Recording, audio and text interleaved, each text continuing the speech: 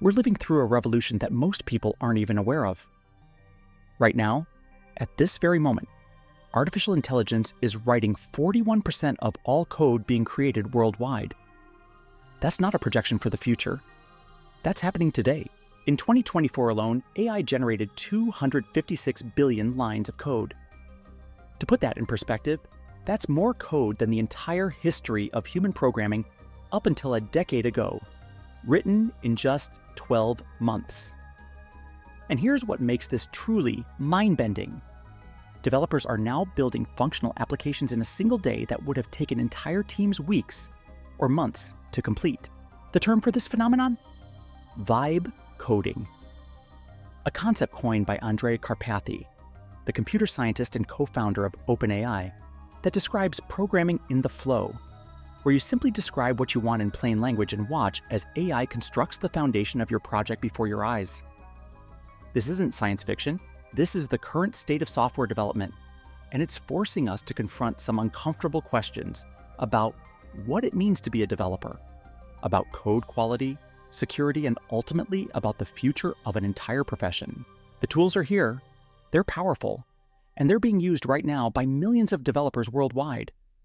But as we'll see, this incredible speed and capability comes with a price tag that not everyone is willing to acknowledge. Part 1. Is this a good thing?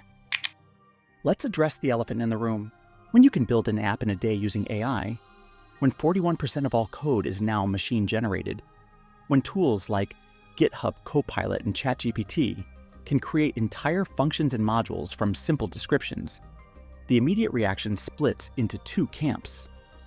One side sees liberation, the democratization of software development, the breaking down of barriers that kept brilliant ideas locked inside the minds of non-technical founders.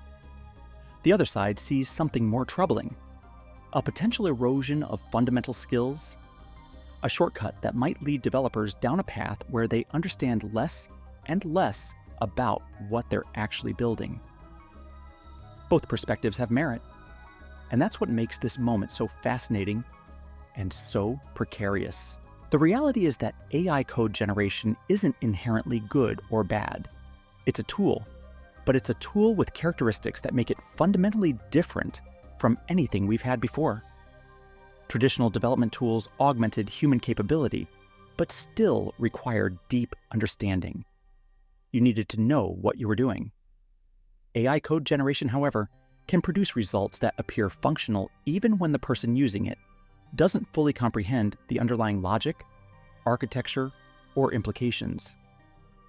This creates a strange new dynamic where the barrier to entry has been lowered dramatically, but the barrier to creating truly robust, secure, and maintainable software might have actually increased, because now you need to be skilled enough not just to write code, but to audit, understand, and fix code that you didn't write. And that might contain subtle flaws you wouldn't have introduced yourself. The question isn't whether AI code generation is good or bad. The question is whether we're prepared to use it responsibly, and whether the industry is moving fast enough to establish the guardrails, best practices, and educational frameworks that will determine whether this revolution elevates us or exposes our vulnerabilities at scale. Part 2. The benefits.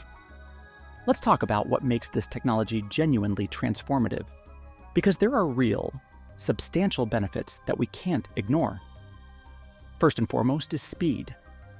Developers using AI coding assistants report productivity increases that border on the dramatic. Tasks that consumed hours of typing boilerplate code, writing repetitive functions, or searching through documentation now happen in seconds. Tools like GitHub Copilot, Tab9, and Amazon Code Whisperer integrate directly into development environments, providing real-time suggestions that feel almost telepathic in their accuracy. The AI learns your coding style, understands your project context, and generates solutions that often require minimal modification. This isn't just about typing faster. It's about maintaining flow state, that elusive mental condition where developers produce their best work because you're no longer pulled out of creative problem solving to handle mundane implementation details. For startups and entrepreneurs, the implications are even more profound. The ability to create functional prototypes rapidly, to test ideas without committing enormous resources up front, to iterate at speeds that were previously impossible. This changes the entire calculus of innovation. Some startups report that 95% of their initial code base was AI generated, with human developers focusing exclusively on refinement, optimization, and the unique business logic that differentiates their product. This democratization extends beyond speed to accessibility. People with brilliant ideas but limited programming expertise can now bring concepts to life.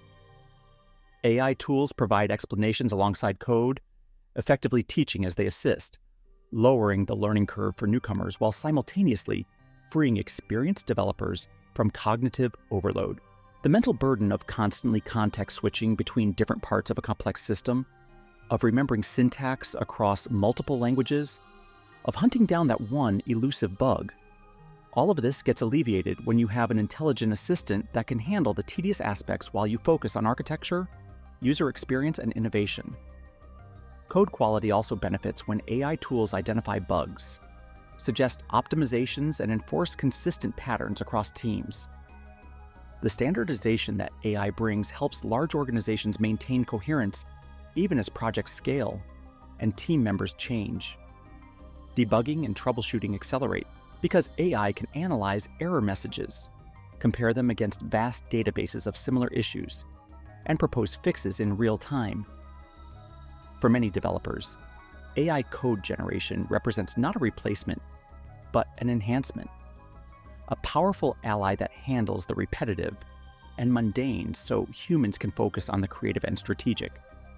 And when used properly, with proper oversight and understanding, that's exactly what it can be. Part 3. The dangers. Now we need to confront the darker side of this revolution, because the dangers are real, documented, and growing. Research from Stanford University reveals that a significant portion of AI-generated code contains security vulnerabilities. We're not talking about edge cases or rare scenarios, we're talking about common, exploitable weaknesses like SQL injection vulnerabilities, cross-site scripting flaws, and improperly implemented authentication that AI tools regularly introduce into code bases. The reason is straightforward.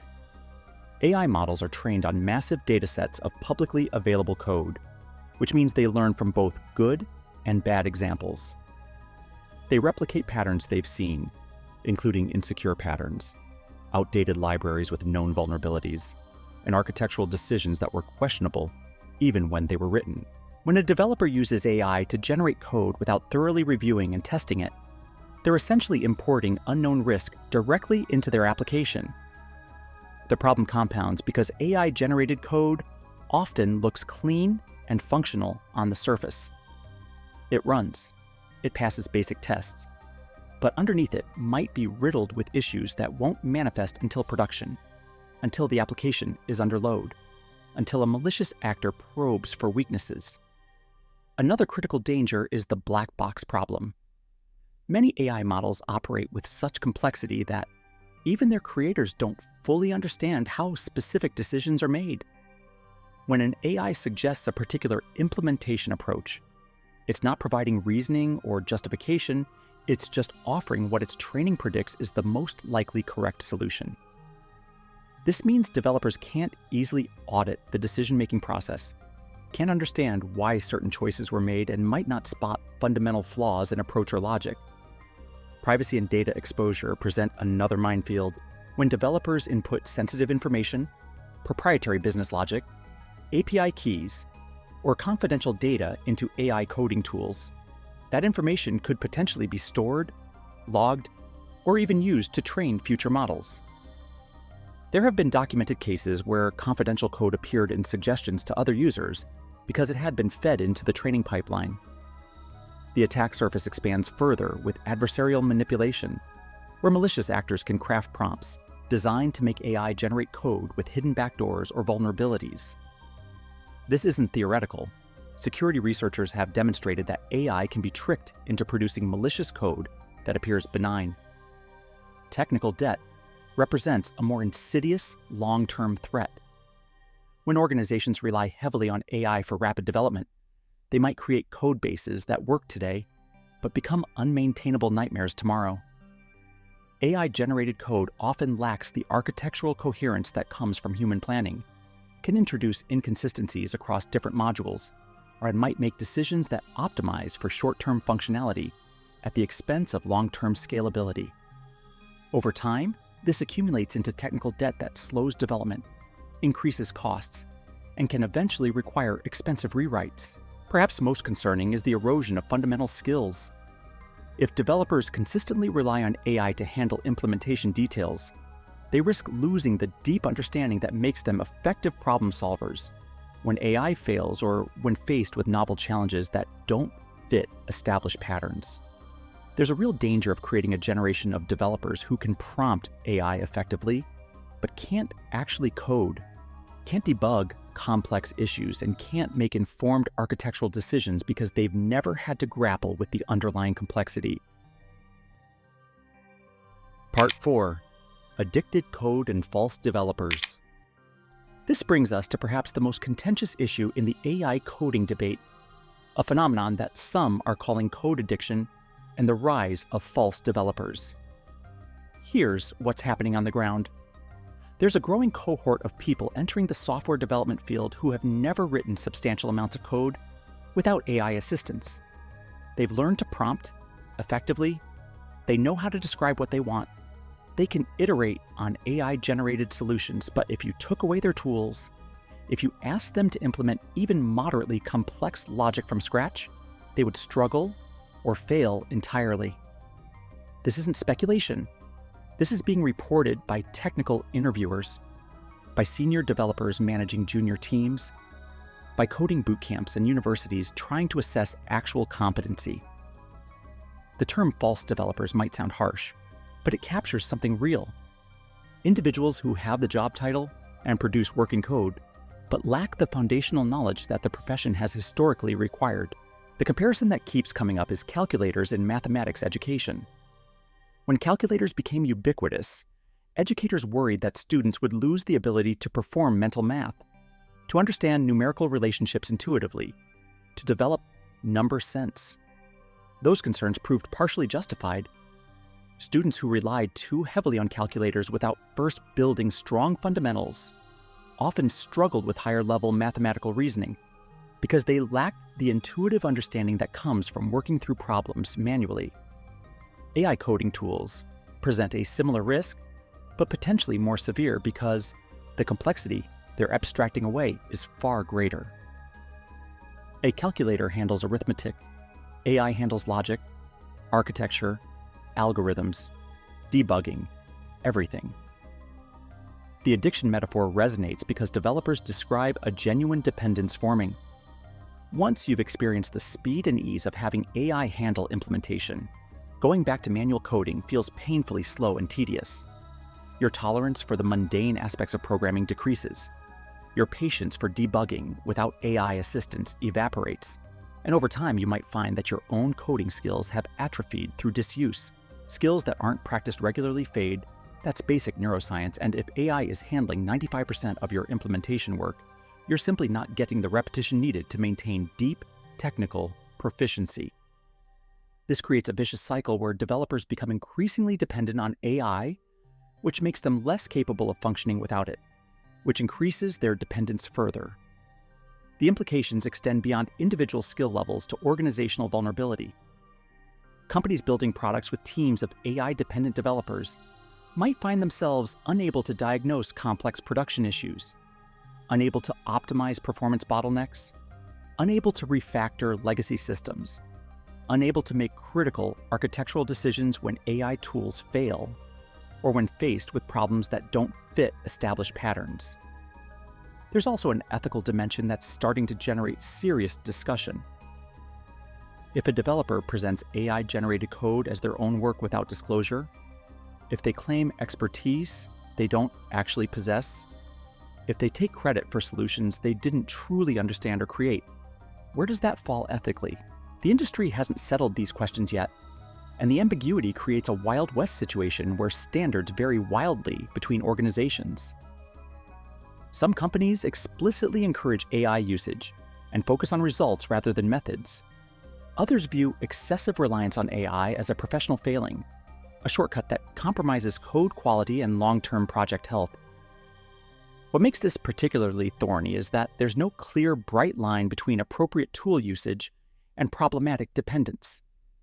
Every developer uses tools. That's what programming has always been about, building abstractions and leveraging existing solutions rather than reinventing everything. But AI represents a qualitative shift in what those tools can do, and we're still figuring out where healthy tool usage ends and skill erosion begins. Conclusion. So where does this leave us? We're at an inflection point that will define software development for the next decade. AI code generation is not going away.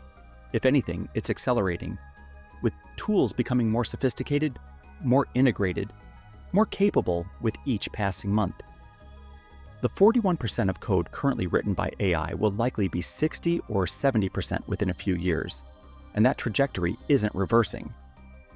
But the question we need to grapple with isn't whether to use these tools, it's how to use them responsibly, how to harness their benefits while mitigating their risks, how to maintain the deep technical knowledge that makes developers effective, even as we embrace augmentation that makes us faster.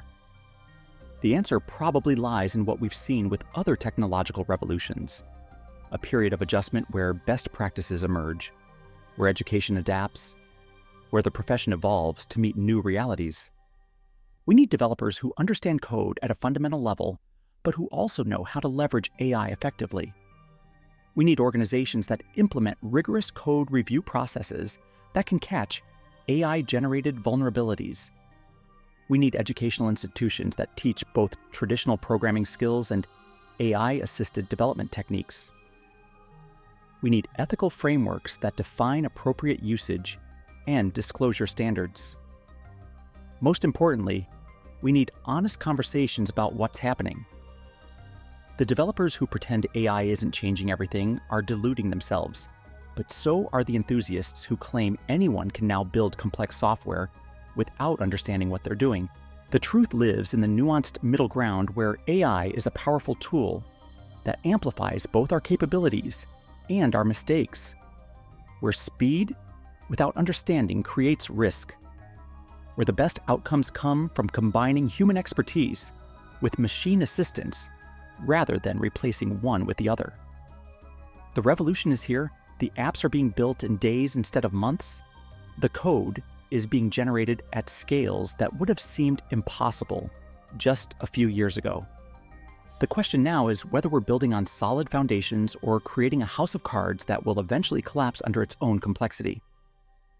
The answer will depend on the choices we make right now, on whether we prioritize sustainable practices over short-term speed, whether we invest in deep understanding alongside tool proficiency, whether we're honest about both the capabilities and limitations of AI-generated code.